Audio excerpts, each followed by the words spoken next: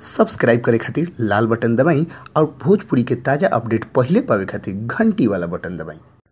छपरा जिला भोजपुरी पर वो लोग के बहुत बहुत स्वागत हुआ। जी हाँ, आज एक भोजपुरी इंडस्ट्री से बहुत ही बड़ा खबर निकल के सामने आ रहा है। वो लोग के बता दी कि स्क्रीन पर एगो देख सकता नहीं खेसारी लाल यादव के फोटो चलता जो उनकी खेसारी लाल यादव के नया गाना के ही फोटो। और वो लोग के बता दी कि बहुत सुपर डुपर हिट गाना के शूटिंग हो चुकल बा फिल्म जंग के। वो लोग के बता दी तो खेसारी लाल यादव के 2019 में आए वाला बहुत ही सुपर डुपर हिट फिल्म बा जोने की गाना के शूटिंग हो गई। वो लोग के बता दी तो नया अंदाज में खेसारी लाल यादव दिख रहा बड़े, साथ साथ हीरोइन भी अच्छा लग रहा बड़ी। इसे रोल के बता दी तो खेसारी लाल यादव ये गाना खातिर बहुत मेहनत के लिए बड़े। वैसे रोल के बता दी तो ये गाना लिखले वालों दो आदमी मिल के जे कारण बहुत खास हो जाता गाना।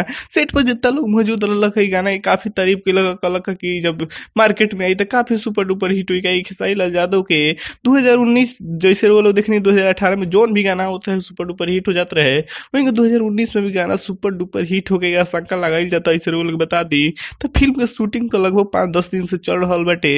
आखिरी स्टेज पे बा फिल्म के शूटिंग, एक्शन के शूटिंग हो चुकल बा, कॉमेडी के हो चुकल बा, गाना के शूटिंग लगातार अब चल रहा बा।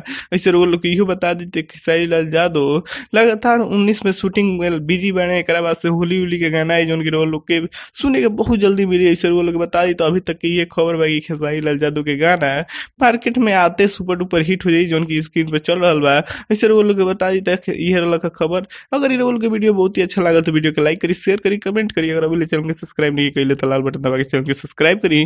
वही जब बगल में घंटी वाला बटन दबाना ना भूली ताकि रोल का अपडेट आसानी से मिल सको। धन्यवाद।